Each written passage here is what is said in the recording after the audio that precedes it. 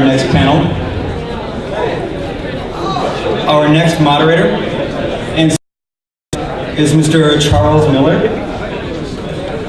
Charles is the president of Next Gen Space, LLC, a co-founder of NanoRex and president of ProSpace, which is now actively being continued as March Storm.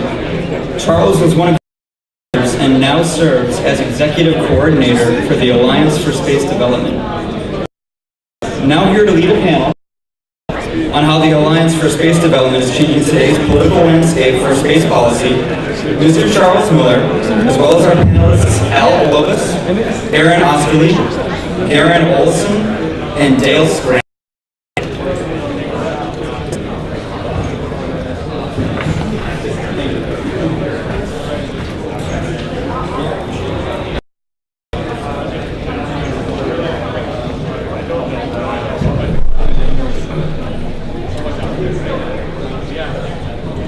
Is there some charts going on?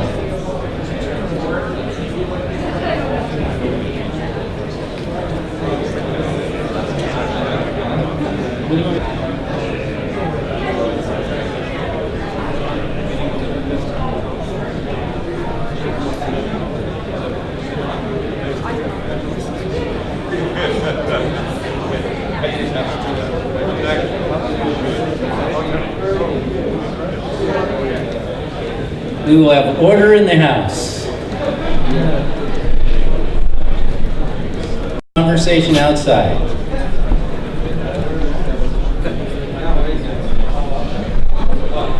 Need a gavel. All right. So this next discussion is, we're going to have an interactive town hall community discussion on space policy, changing space policy to open the So, introduce a brand new organization to this called the Alliance for Space Development. And it's basically an alliance of 12 organizations that's growing, that's started by the Space Foundation and the National Space Society to align nonprofit organizations in a coherent, organized strategy to encourage space development and settlement, and is specifically focused on changing national space policy and passing space legislation at the federal level. So here's the dozen different organizations founded by the National Space Society and the Space Frontier Foundation. It includes Lifeboat Foundation, Tea Party in Space, Space Development, SEDS, Students on Capitol Hill, Space Tourism Society, the Mars Foundation, Mars Society. And if you have a not-for-profit organization that might be interested, let us know. To my left are the 4 board members for the Alliance for Development. First is Gary Olson. He's a member of the board of directors of the Foundation. Then Mr. Al Globus. He's a member of the board of directors of the National Space Society. Aaron Osterly, who's the Space Policy Chair for the Space Frontier Foundation and member of the Foundation's Board of Directors. And then Mr. Dale Scranton, who's on the board of NSS. He's the Executive Vice President of Space Policy. So, next slide. The Alliance was formed last fall in great secrecy and then organized together a strategic, coherent, year-long legislative campaign to bring these organizations together.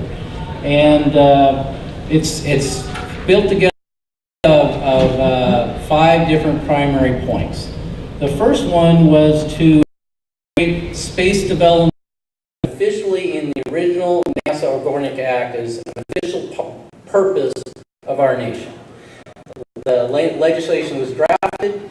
We call it the SEDS Act simply. It basically will amend the original NASA Space Act to make it an official mission of the nation. And we have Dana, the progress as a kind of report card, has agreed to introduce this legislation. We've gotten support by the majority and the minority of the House of Representatives that this is a legislation that they're agreed on, and it's going to be introduced soon. We are working on getting an original Democratic co-sponsor, but we think the skids have been pretty well greased for this to move in a non-controversial. Next slide. Initiate a national grant challenge for low-cost access to space. We've been having conversations with national leaders about promoting a grant challenge for low-cost access to space, including the White House. There's White House, so we've been discussing this with various national leaders, and it is a secondary at this time, but we and we have not, other than pulling off some meetings, haven't pulled this off yet, but I still think it's completely possible. Next slide. Another high priority is extending the regulatory regime for human spaceflight. This has been an area of great progress in support of that goal. We had over 150 meetings on Capitol Hill that promoted this. We have a series of letters from various members of Congress supporting this. You can see some of these letters to Congress members that we generated.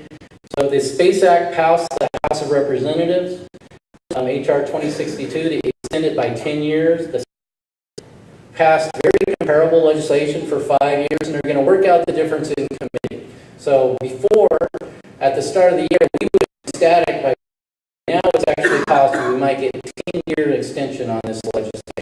And so the organizations and the lobbying activities have been working very hard on pushing this, as well as the industry itself. Next slide.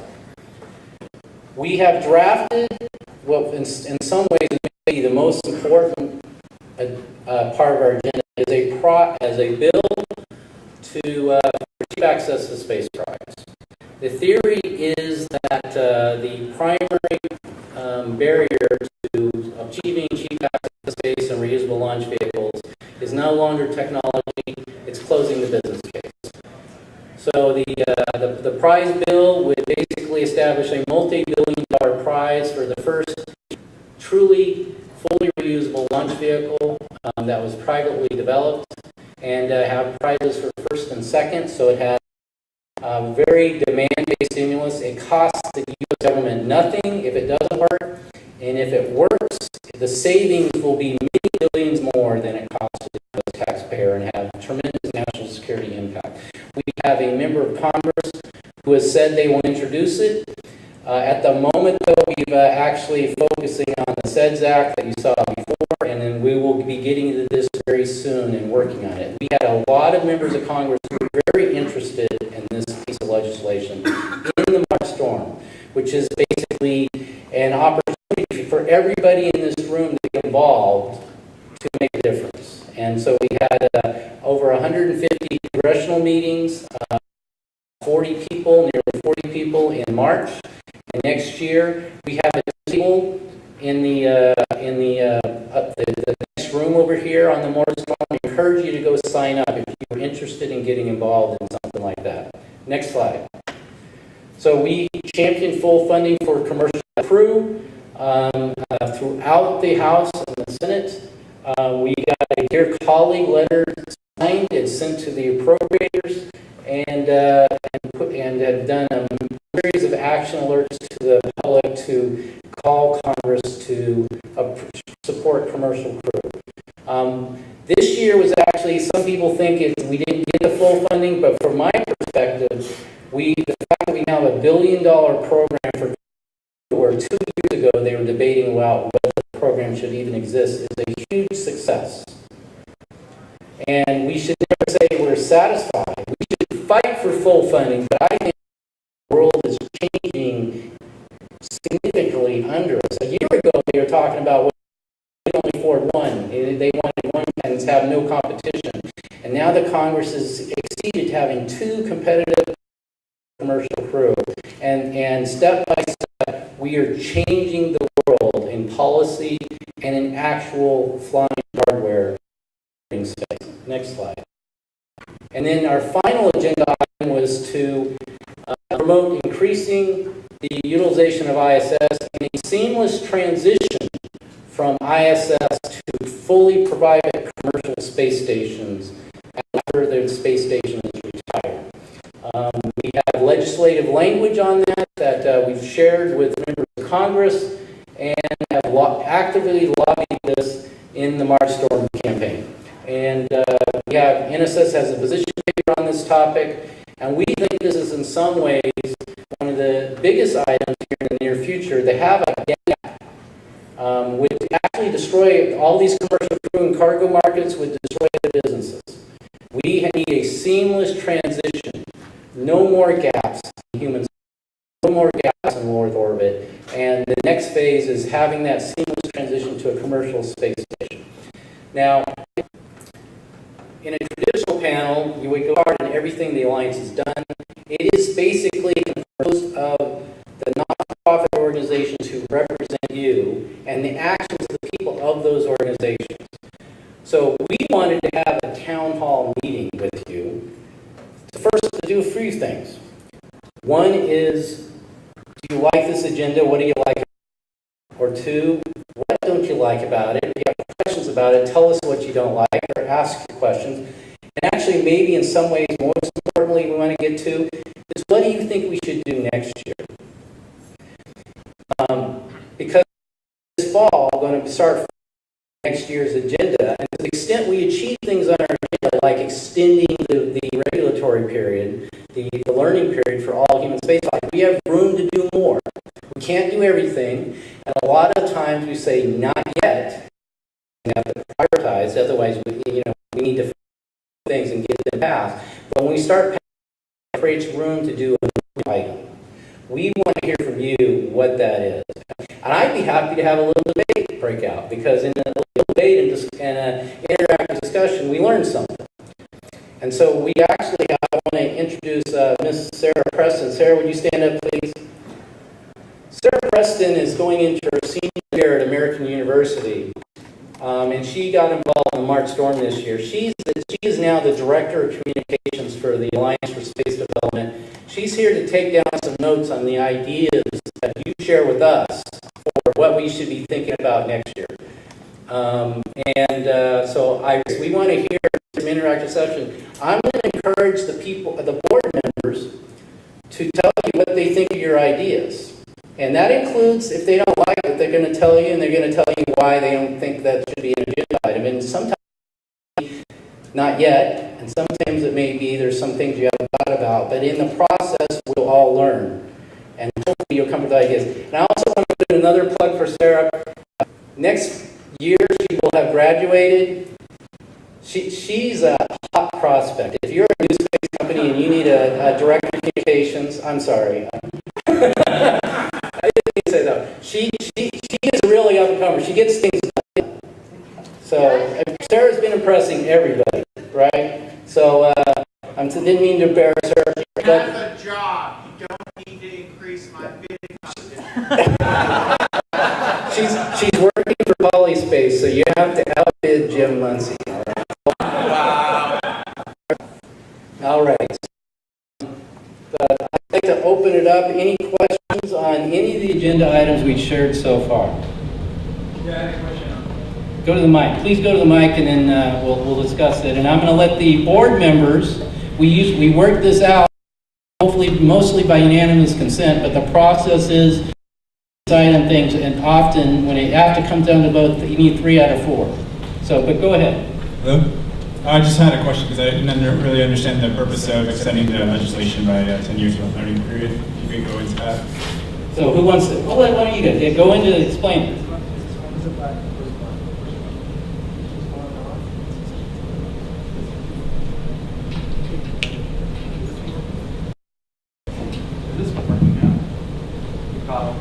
Is it working? There we go. Okay. So you were asking about the learning period. The way,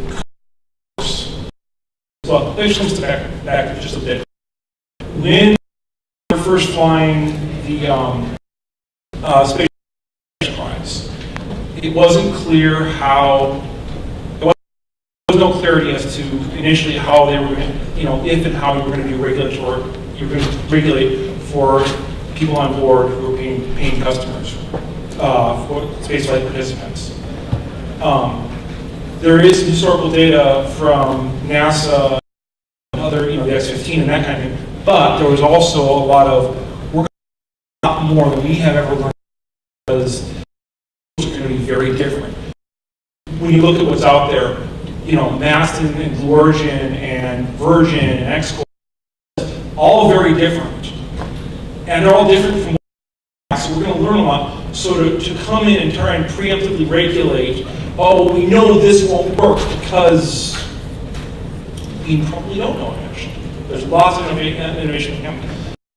What they came up with is that the way it works is the FAA AST, who formally regulates, has jurisdiction for launch and reentry. They cannot proactively regulate based on speculation. If there's evidence or data that says doing X is dangerous, then they can come in and create a regulation. They can't do that without real data. If there's flight data, if there's flight data that says they can come in and regulate every so often, and it's up for it. Now, it's pretty close. And so what we came up with is we're going to extend this learning period. Ideally, years. The House has proposed 10, the Senate's at 5. Start probably. Let's go to the next question over here. We'll go back. Add to that is that when Spaceship One flew, nobody thought that 10 or 11 years later they wouldn't be flying customers, and they aren't. So for the exact same reasons that regulatory in the place, it needs to be extended because we haven't started flying. Yeah, I wanted to follow up on what you just said. There are some reasons why they're not flying, and I think that leads into the whole prize thing. The Ansari X Prize really didn't deal with the fundamental problem with routine access to space, which is the propulsion system. That's been proven right. I really question whether you want to go and have a national prize like that. Oh, so the CATS prize, the cheap access. So that you're not talking about the learning cheap access to space prize. So you don't want a cheap access to space prize because it might work, or they might build an RLV and get paid for it, and then it doesn't work after that. What's your concern?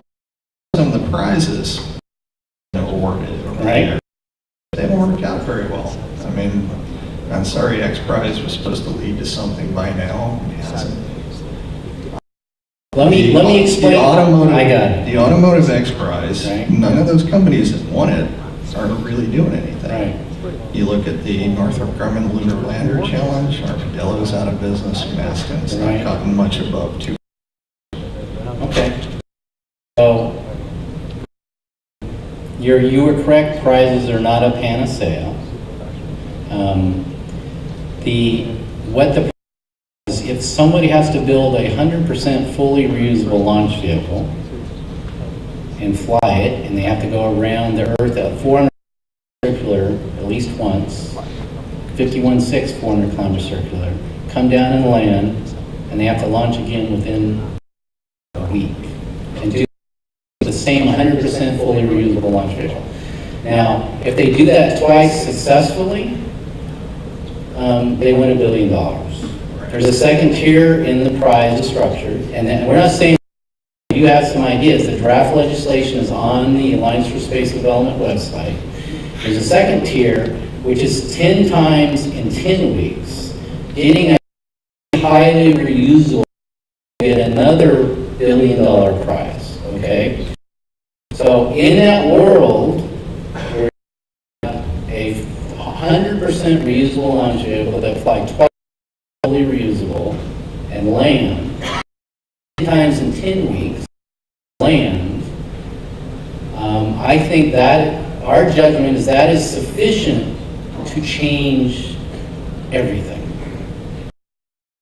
Now, the Ansari X Prize, when they retired it. They just they've been building because it wasn't, they didn't think it was good enough, right? And it wasn't 100% fully reusable. Well, it had a crappy engine. Right. Well, I'm not intending, but it wasn't 100% fully reusable. We think we have taken some lessons learned from the On-Series X Prize, but we're interested in, if you've looked at the legislation, give us feedback on how you make it better. If we have not learned from those On-Series X Prize ideas in drafting this legislation, we'd like your ideas on how to make it better, but I think we've incorporated some lessons. Issue, I think, is, is it affordable? The second thing, be viable in the long run. Right, And but those are issues that so you only pay for success here, right? So if you're only getting a prize if you've actually built and flown, in reality, 100% in a week, the same launch vehicle. So after that, you've done it, right? So, and it's 100% reusable, so it's not, you should be there on the full launch vehicle. It's not a partially reusable. And Charles, Yeah, go ahead. There is no approach to launching, to building launch vehicles that works all the time, or even works 50% of the time. Government funding does not work. Lots of government funded projects have failed. Private funding does not work all the time. Lots of private projects have failed. The prizes work sometimes, and there's been like hundreds, thousands of prizes, and sometimes they work and sometimes they don't. But it has this enormous advantage, is if nobody flies, it doesn't cost a bloody dime. So this is good. I like somebody's challenging what we're doing. Thanks. Let's go. So I just wanted to add one comment. The gentleman on the floor said that the Lunar Lander Challenge was unsuccessful because although Maston, I guess, won, they haven't gone to the moon, but part of it isn't necessarily or immediately rolls into production and dominates the market. Maston was helped forward by that prize and become a leader in the field and is one of the competitors in the DARPA Access 1 competition, which they may potentially leverage into becoming a area of services. So I think you can't just look at what happened to the winner. You have to look at the overall effect of the prize on the industry. Rand Simberg over here. Okay. Everybody's sitting down mostly, right? I agree with Doug. Expand on. No, this is a discussion. This is a town hall. Go. Expand, Rand. Yeah, I have problems with the prize now. It's overly prescriptive. Nobody's a bigger supporter of reusable vehicles traditionally than I don't think we should demand it. I think if you have access to space, you buy cheap access to space, and I think the solution is they don't need a prize. NASA's going to send people beyond Earth. They need propellant, and they need and nobody cares. And nobody cares about the reliability, so it's a very nice. Let me ask you a question. You've raised one market, other demand possibilities, because there are certain ways things are structured right now that are reality, but we like them not. There are certain realities that we have to deal with, but we like them not. What other demands out there, or what other No, let's not do another one. Let's take the one you suggest. What should we do, Rand? Take this off the table. What should we do to promote cheap access to space? You've said a theory in something, so how would we take that and legislatively change policy or apply this to create something? I would say that NASA should, or somebody, the government should purchase large amounts at, say, a strike price of $100 a pound. What's something? If you want the bill to say large amounts of something, what would you say? Water, box. Okay. I mean, I haven't given it a lot of thought of saying what the market is. But if you want to get stuff cheap, you say, we want it, we'll buy it, I'll sell you this much, on the barrelhead. Right. Or we'll pay you this much on the barrelhead for it, delivered to this location. That's a way to incent people to actually deliver it, and it wouldn't have to be just one person. You have more than one person comes up with it. So just in theory, what he's talking about makes a lot of sense. And Mark Storm in the 90s was the leader in passing the Commercial Space Act of 1998 that was passing in the law, the Commercial Space Act of 1998, that said space station cargo delivery shall be commercially purchased under FAR Part 12, which is commercial terms. We got that passed in the law. So in theory, it's good. Now, the difficulty in that, around for 20 years and heard it for at least that long, is when you have a member of Congress and they say you want to buy something and put water up, who needs the water? And I've had those conversations, and I don't think it's politically achievable. I think in theory and practice it's an interesting idea, it makes sense. I don't think it's politically practical to get that passed. Buy something that they don't know what it is and who's going to use it and why. Otherwise, I'd be all over that. If you have an idea on how to solve that issue and put it in this legislation that we could get passed, there's some great, Charles? Here, I want to go there, Joe. Charles? Yeah. I want to double up on that one. Any of you out there who have ideas for increasing demand for commercial space flight, we would like to know about it. Yeah, but we agree. We need demand-based. There's agreement. Then you get down to the brass tacks of what do you think you can get passed to stimulate. And if you have some ideas, that would be great. The thing, and it's this great idea, propellant most of it. Right now, at this moment, the is zero. Okay. And it's going to take significant technology development for that demand to be above zero. Maybe fuelable satellites. Don't exist. I don't know how to do it. In my view, the big is not even water in space. The big market is tourist flights. We know, particularly at the right price, that there are thousands and thousands of people that want to go. We know that. And what they need in order to do that is a launcher that gets from here to propulsion. If you're going to make an argument that this market is going to drive it, you need to compare it with other markets. Those markets are smaller and larger. And this particular market is multiple orders of magnitude larger.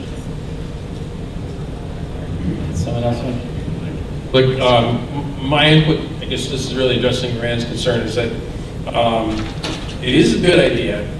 I am reasonably confident that variation on Rand's idea that NASA should buy fuel somewhere is something we're going to be really seriously considering. It's a 2016 goal. Without I think my personal favorite is stockpiling fuel in, for example, Earth Moon L2, perhaps, or something like that. The reason that's important is that it's politically feasible in stockpiling fuel. If you stockpile fuel in low Earth orbit, it's going to be, in my opinion, at this time, the way that Congress is organized, by anyone who supports SLS, they would view that correctly as a direct threat to the SLS, and they will simply not support that kind of plan. Not that it's a bad idea, it's a politically infeasible idea. So, this gentleman here. Everyone is about it, but specifically, but sort of, I think legislation, increased legislation, that anchors or solidifies his role as an anchor tenant, sort of as the customer. For what? For commercial services. What do they? Something they want, right? What's the commercial service that they want? They would have them be the anchor tenant. It's a good. There's a there. I'm just trying to pull it out. So the one thing that comes to my mind, astronaut. There's clear commercial cases for it. There's a government case for it in the sense of if there's one, right, and E612 is trying to do this, but in some cases, and it's the same with SLS and maybe and other heavy lift options, NASA's not supposed to compete with industry, and yet they are. Mm-hmm. And drafting legislation that sort of does what? Hunkers down on that. It basically says NASA's now starting to compete with industry. Well, there's national space policy that basically makes it clear that it's against policy to compete with. But no one's enforcing it. Okay, so you pass a law that nobody enforces, right? You get the problem? So what would you do? Allow me to enforce it. Yeah, there is actually one thing, it wasn't on the slide, but it is in the ASD's statement on the web. The plan to replace the gapless replacement of the space station is to model and the CCDAP model, which is a help, not pay for all, but help fund the development of private, commercially operated space stations and then become an anchor tenant. Okay, and I think what you're suggesting is maybe you can have some sort of purchase saying to asteroids. That might be an interesting thing to do because we do need to find the next asteroid that's going to hit us. We don't know if it's going to be 50 million years, but we need to find it. So there's a real need. NASA buys a service. We could potentially draft some legislation that NASA will pay so much for, Joe Carroll over here is going to tell you about his prize ideas, but talk about yours. So have a prize that you discover, but you could do that. You think asteroids is a priority versus, is that a? I honestly think is that there are a lot of people with a lot of great ideas and they can't secure financing. Right. Secure financing because the markets don't exist. Yes. The markets don't exist because there's no tenant, there's no anchor tenant. Right. The government should be that tenant. Well, the government is now know it works, right? Right. For some cases. We also Earth remote sensing digital globe, right? Pays the anchor tenant, and then they sell also to Google. So it works. So the question is, what would you get excited about? What idea would you guys come to Washington, D.C. and go meet with 50 members of Congress? Because there's a lot of ideas for an anchor tenant commercial service. What's the one that you're passionate about, you would fight for?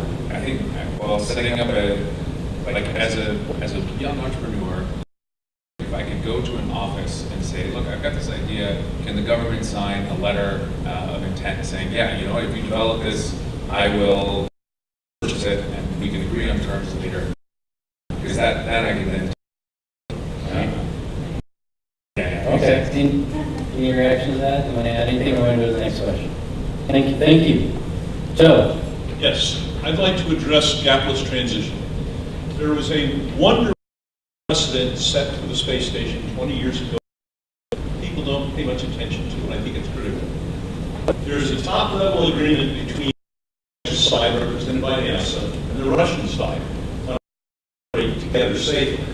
It's not very detailed. When you're on the side, many detailed Russian regulations apply. When you're on the international side, many regulations apply. If the Russians later say, if Bigelow joins up, why can't you have a interface where different rules apply on the Bigelow side of the interface? I have this precedent for 20 years that different regs apply in different parts of the space station. Now, when you fly to Huntsville, there's an airport. You walk through a permanently open door and there's a hotel. Different regulations apply. The fact that it's the same facility doesn't mean the same rules have to apply. You still need basic safety, but you don't need NASA visiting vehicle regulations to apply. Okay. Who wants to take? So that's a good idea. There are a number of other good ideas that run in parallel with that one. I mean, one is that we're going to need multiple commercial space stations that are quite different. You'll need a very quiet one for microgravity. If you're going to do a transportation node, it's going to have to be noisy. If you're huge and a lot of astronauts bouncing around doing astronaut studies, that's going to be a noisy one. If you're doing transportation node, you probably want to be in a low inclination. If you want to do Earth observation, it'll be in high. So there's going to be room for a lot of different space stations. One idea that we did this time and got a lot of favorable reaction from is specifying that in the development of COTS space stations that in the first block, that some of them either single or in combination, we'll leave that to the engineers and program managers, able to replace the functions of the Russian modules so that if the Russians do decide to leave, we have commercial replacements already in the pipeline. I strongly suggest that you consider co-orbiting facilities as having an advantage. The biggest limitation is space station in 28-degree orbit. You've got 2 space stations with the same basic. So being co-orbital causes problems. You got to coordinate reboost and all that stuff. But the advantage in the early phase of being co-orbital and the advantage in the very early phase of having 0 separation and eventually separating once you get the Bigelow station fully functional. I think they're very powerful, but you have to really pare back the excessive regulations, which I heard were partly written to prevent visiting vehicles. They've not been changed. They grandfathered the shuttle and Soyuz in progress. So co-orbiting space stations have a lot of advantages. Some of them don't even have to be necessarily have people on them. On the other hand, the second big limitation of space science transportation, on which I really agree with you, is that there's just not nearly enough people up there yet to do all the work that needs to be done. Just with, how did we get a space station, 16 countries involved with or 6? Okay. It's a political miracle. Okay. So I just want to throw one little plug. I have a friend of mine, and he's now a client as a new DARPA program manager, Kelly, former Kelly Space and Technology and FAA. FAA is loaning him over to DARPA. He's starting a new focus that he's interested in hearing from any of you. On-orbit satellite assembly, assembling satellites at a space station, and then sending them maybe to GEO or elsewhere. If anybody's interested in that, please come contact me, and I'll be happy to give you my information. I was just thinking about these innovative applications of space stations. Charles Lurio's next. Charles. Yeah, just a little confused here what you're looking at in this transition thing. Maybe I'm being... You're interested in this transition thing? Yeah. Okay. Transition, because maybe I'm being simplistic, but the question is, space stations. Okay, so a few weeks ago I happened to became with Michael, and I said, so what's the condition where you're having before the ISS isn't? Right? And he said, commercial crew, period. So, I mean, wasn't that, I'm the first one doesn't necessarily solve it for everybody, and it certainly does not. Well, that's the position that the lack of commercial crew has prevented them from doing. Well, yeah, and he said that was, right. That with that, as long as commercial crew, we will have it up there long before 2024. Right. Okay, so what's the question? I'm not saying it's not a question, it's just saying, so why are you, what is it that you need to ensure a gapless transition is commercial crew? I mean, am I being naive? Okay. Well, it's great. It's great that Bigelow's building a station. Bigelow may fail. Okay. There are things that could go wrong. You know, Bigelow himself having a very serious heart attack.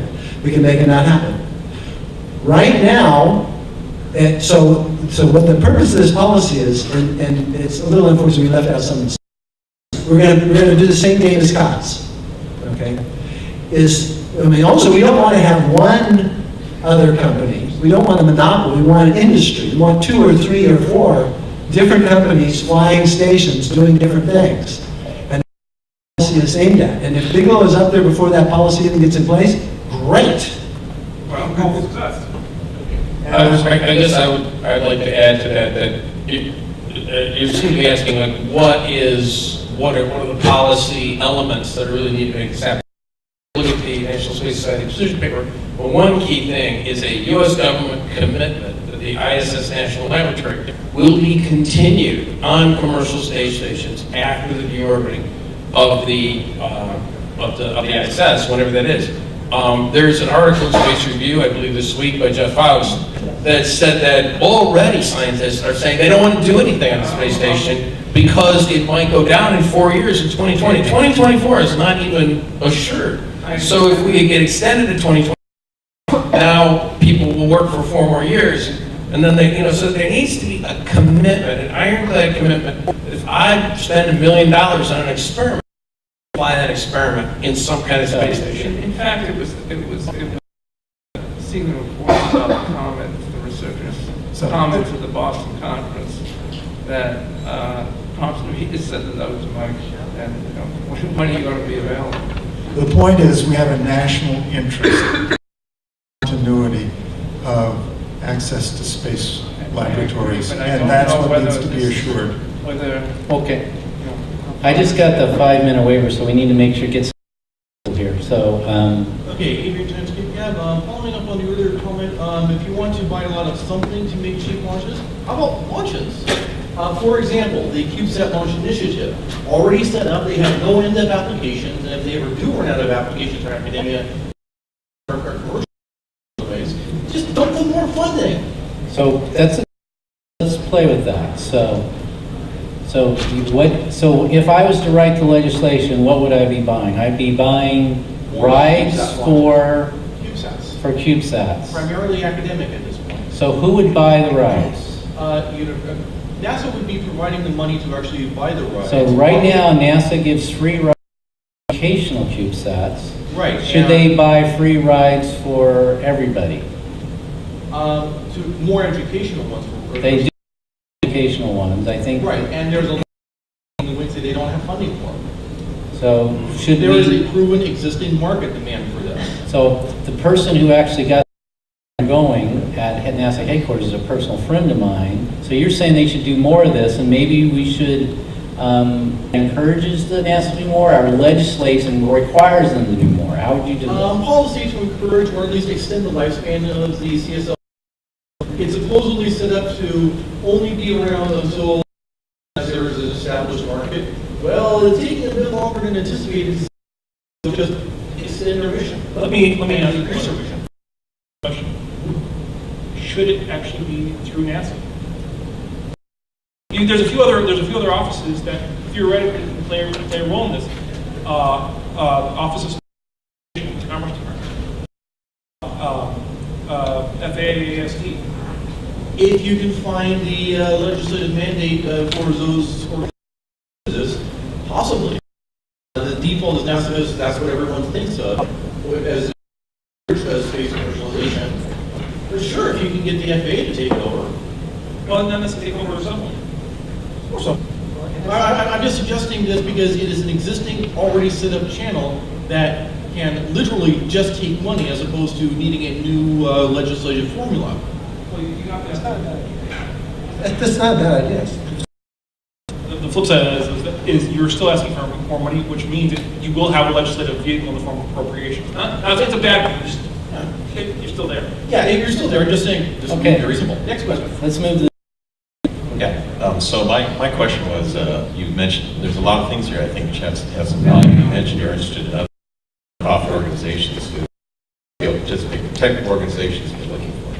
Well, we're looking for not-for-profit organizations that share the general vision of the Alliance, so open space settlement and space development, and could see themselves contributing to this mission. Supporting the annual legislative strategy through communications, having people, conferences like this, you can do, but being part of supporting this general vision and strategy. Well, my name is Tom. And we generally, at some minimal level, that they're active in doing something. You know, they're not a paper not-for-profit. So, but most you can get there, right? So, go ahead. Well, my name is Tom Coughlin. I'm director for the IEEE USA. Right. So I'm just saying, if I get some information. Okay, we'd love to talk to you. Tell me afterwards. This gentleman. name's Jason Stockton. Recent graduate from Chico State University. I founded the chapter of the Mars Society. Was it Chico State? Chico State. So California State University, Chico. Yeah, I grew up in Durham, outside of Chico. Sorry. I mean, we should talk later. So I kind of wanted to flip the question for maybe our conversation a little bit more focus on Capitol Hill. I've been a spaceman my entire life. It's something that I found it to be really challenging was talking to people about space, having a general sense. So the general population of Chico State probably, in my opinion, represents kind of the country. Focuses more on business, focuses more on maybe engineering. Any space stuff happening at all. We have a very excellent robotics group. We're the only industry certified country. Maybe one of the only. Anytime people get kind of interested, enthusiastic, because there was a crime. But always the conversation goes to, well, we really can't. Like there's not really much in the way of. They really don't think we're able to do the things we want to do with settlement and right and stuff like that.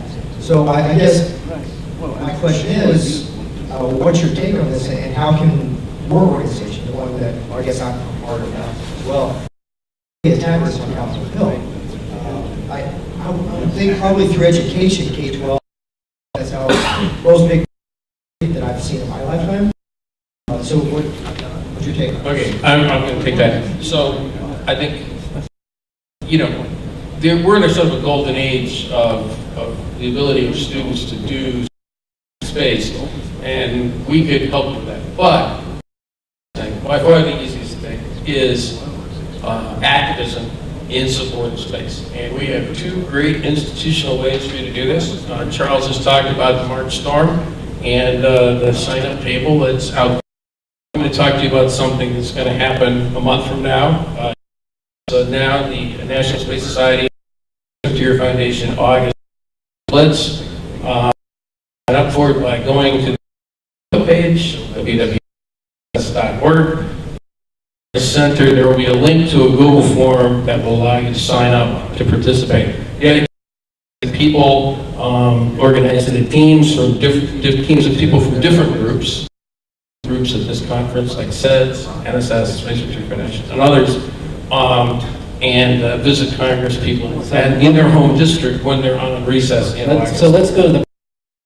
You have a member of Congress. You have an office for your member of Congress in Chico. And that member of Congress comes back in the August recess, and generally every weekend, you could get a team of fellow space-interested people to go in a team of 6 to the office and probably for Congress to co-sponsor a piece of legislation. Right. So to me, that sounds easy. That sounds like kind of does. Seems like what we've been doing. It's absolutely not easy. Very few people do it, and when it happens, they have a lot of influence. They think it's easy, it's but not easy very at all. few. It's actually, once you've done it, you say, gosh, why haven't I done that before? But most people in this room have not done that before. I haven't done anything. I have written plenty of letters and whatnot.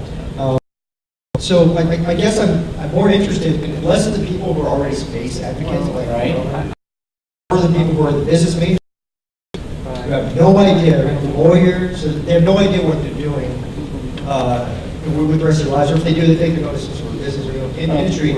Could more people like that. We need business people. Look, I'm using Sarah as an example. That was her. He was, 6-9 months ago. It's like, well, I've been studying media and policy. I've worked as an intern on Capitol Hill. I'm non-technical. What can I do? And I was like, you can do some really critical. There are some really critical things for business people and communications and artists to make a big difference. We're taking civilization off this planet. We need to communicate the power and the excitement of life moving into the universe, and that you can be part of that. There's significant business opportunities. So there's a place for each. So I've got one more thing. want to continue that, and continue that thought down to the K-12 level. In 12th grade, or 3rd grade, I learned that, well, I need to conserve water because we're in a drought. And my whole life has been recycling, conserving water. This is stuff my mom didn't learn in school, right? Could we try to get some sort of legislation to make this curriculum? So, hey, settlement is necessary. Kind of are you at that level? Wouldn't that be? I mean, it sounds equal. Okay, we got one more. We gotta wrap this. Okay. Okay. I've been at a NASA Ames Research Center for some odd years. 12th graders designed space settlements. They sent them to NASA Ames. There is actually. We do not want to indoctrinate anybody. that's not the role of the schools, right? There are some, they can get involved in our contests. We want to set a program to go through all of the requirements and put in little things. Here's how you could use space settlements. So you could do space settlements overall theme. But it didn't actually go too far. But I just want to let you know, there are things that are being done right now.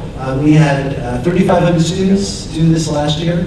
Over the 25, probably had 10 or 15,000 students all told involved in this activity. So there's some stuff going on. And there's, talk to NanoRack, she put a bunch of stuff on the hill. So we're going to go quickly to Baron, and then Robert, you're going to be last. I hope you can plug in the March Storm.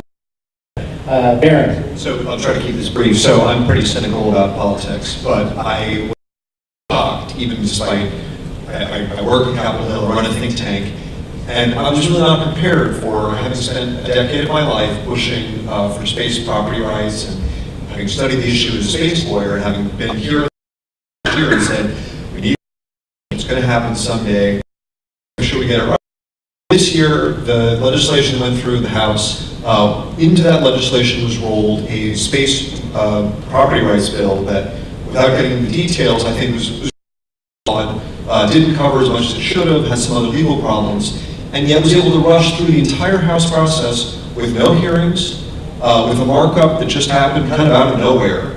And so this issue that's going to determine the future of the species, how we govern property rights in space, actually got passed because there was an interest from the House leadership in having a bunch of stuff rolled into the bill, and that bill was a must-pass bill because it deals with extending identification provisions. So my question for the people, setting aside the particular case, because that's not what I'm really interested in, what do you draw from that experience, and what would you say to someone like me who finds that deeply disillusioning because it says to me that no one gives a crap about substance?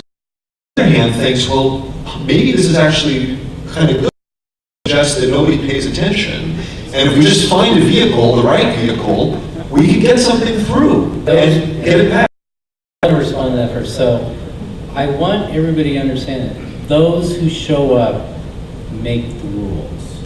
Those who go and get in front of their members of Congress get to talk to the people and persuade them to make the rules. If you don't,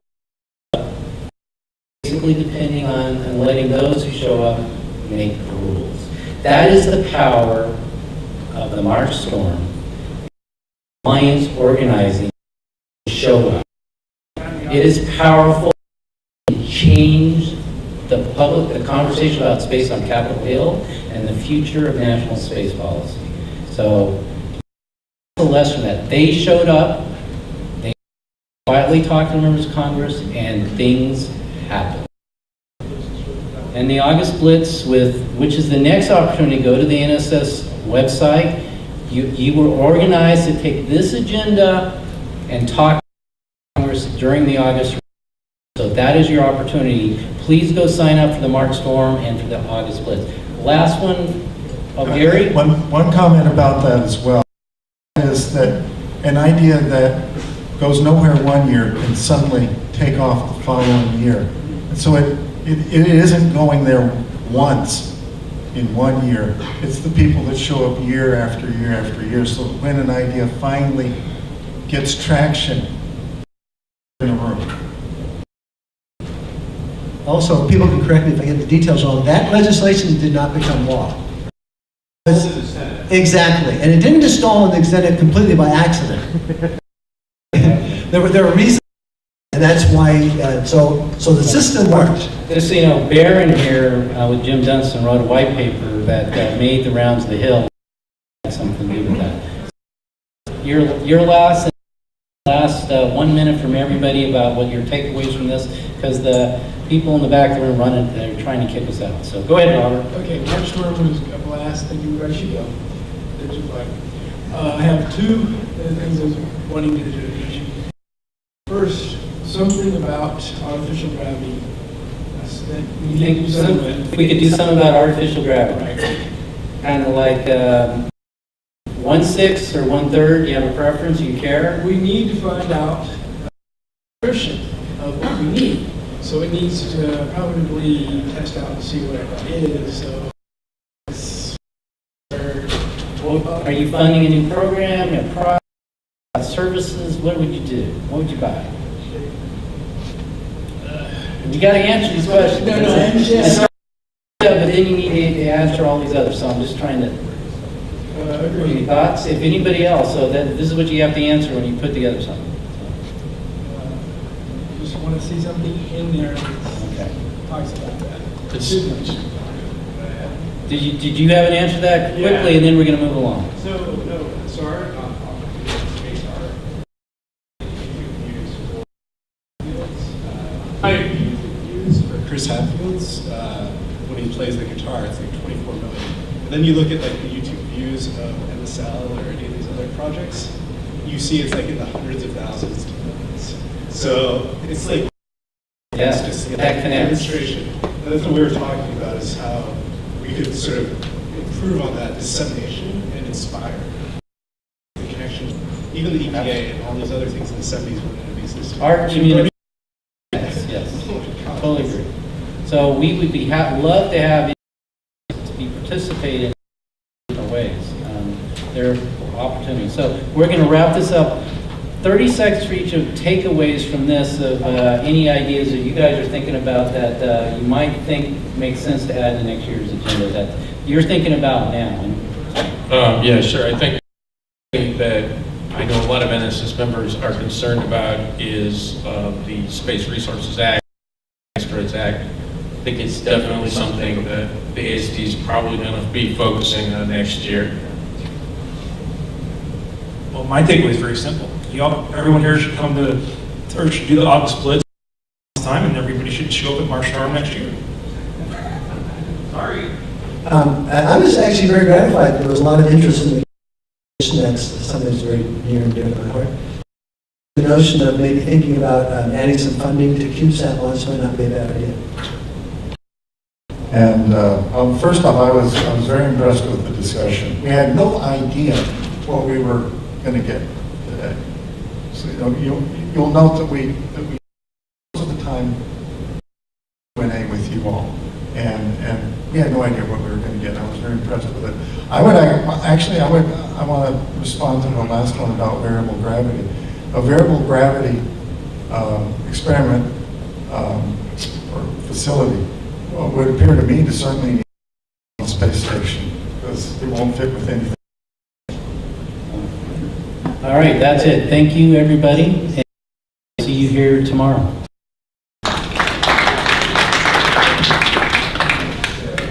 We're going to work out the difference in committee. So before, at the start of the year, we would be static by now it's actually possible we might get a 10-year extension on this legislation. And so the organizations and the lobbying activities have been working very hard on pushing this, as well as the industry itself. Next slide. We have drafted what in some ways may be the most important part of our agenda is a bill to cheap access to space prize. The theory is that the primary barrier to achieving cheap access to space and reusable launch vehicles is no longer technology, it's closing the business case. So the prize bill would basically establish a multi-billion-dollar prize for the first truly fully reusable launch vehicle that was privately developed and have prizes for first and second. So it has very demand-based stimulus. It costs the U.S. government nothing if it doesn't work, and if it works, the savings will be many billions more than it costs the U.S. taxpayer and have tremendous national security impact. We have a member of Congress who has said they will introduce it. At the moment, though, we've actually focusing on the SEDS Act that you saw before, and then we will be getting into this very soon and working on it. We had a lot of members of Congress who were very interested in this piece of legislation in the March storm, which is basically an opportunity for everybody in this room to get involved to make a difference. And so we had over 150 congressional meetings, 40 people, nearly 40 people in March. And next year, we have a table in the next room over here on the Morris Farm. I encourage you to go sign up if you're interested in getting involved in something like that. Next slide. So we champion full funding for commercial crew throughout the House and the Senate. We got a dear colleague letter. Our next panel. Our next moderator and is Mr. Charles Miller. Charles is the president of Next Gen Space, LLC, a co-founder of NanoRex and president of ProSpace, which is now actively being continued as March Storm. Charles was one of the and now serves as executive coordinator for the Alliance for Space Development.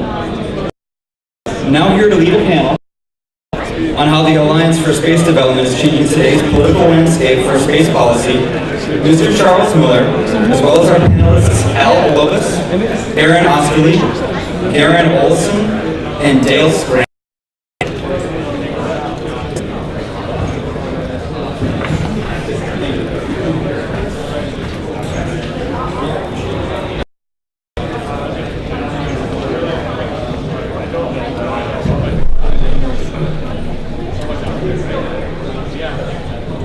Is there some charts going on?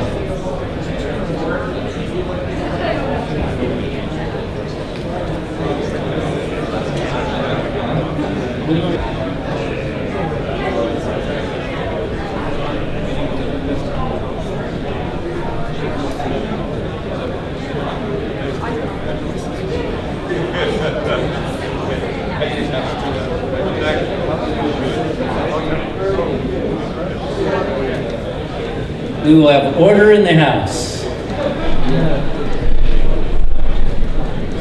Conversation outside.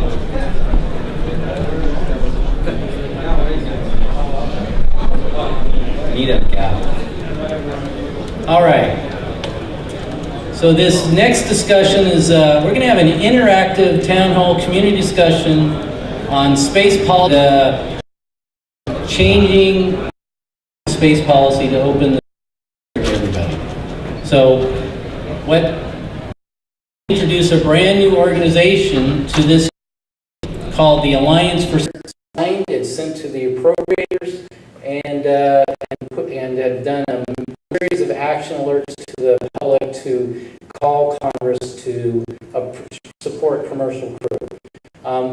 This year was actually, some people think we didn't get the full funding, but from my perspective, the fact that we now have $1 billion program for where 2 years ago they were debating about whether the program should even exist is a huge success.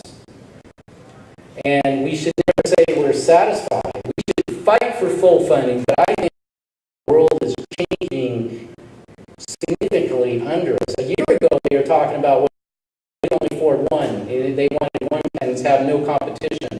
And now the Congress has exceeded having 2 competitive commercial crew.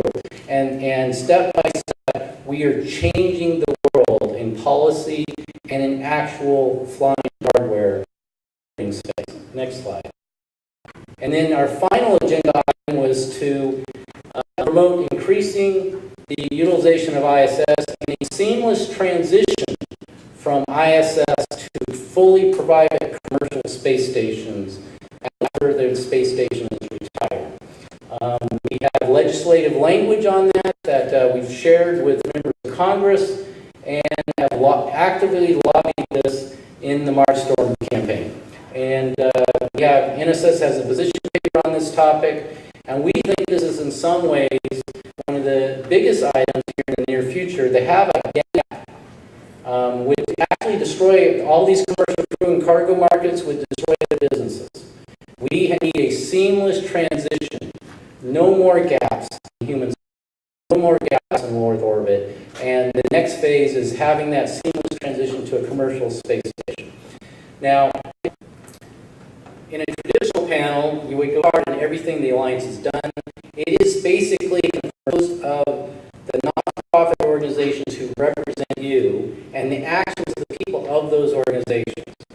So we space development, and it's basically an alliance of 12 organizations that's growing, that's started by the Space Foundation and the National Space Society, to align a nonprofit organizations in a coherent, organized strategy to encourage space development and settlement, and is specifically focused on changing national space policy and passing space legislation at the federal level. So here's the dozen different organizations founded by the National Space Society and the Space Frontier Foundation. It includes Lifeboat Foundation, Tea Party in Space, Space Development, SEDS, Students on Capitol Hill, Space Tourism Society, the Mars Foundation, Mars Society. And if you have a not-for-profit organization that might be interested, let us know. To my left are the 4 board members for the Alliance Development. First is Gary Olson. He's a member of the board of directors of the Foundation. Then Mr. Al Globus. He's a member of the board of directors of the National Space Society. Aaron Osterly, who's the space policy chair for the Space Frontier Foundation and member of the foundation's board of directors. And then Mr. Dale Scran, who's on the board of NSS. He's the executive vice president of space policy. So, next slide. The Alliance was formed last fall in great secrecy, and then organized together a strategic, coherent, year-long legislative campaign to bring these organizations together. And it's built together of 5 different primary points.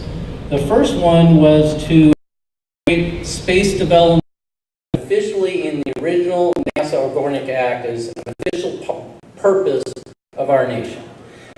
The legislation was drafted. We call it the SEDS Act simply. It basically will amend the original NASA Space Act to make it an official mission of the nation.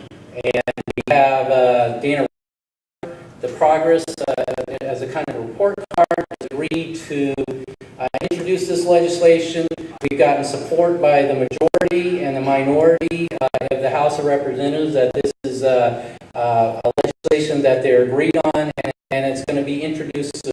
We are working on getting an original Democratic co-sponsor, but we think the skids have been pretty well greased for this to move in a non-controversial. Next slide.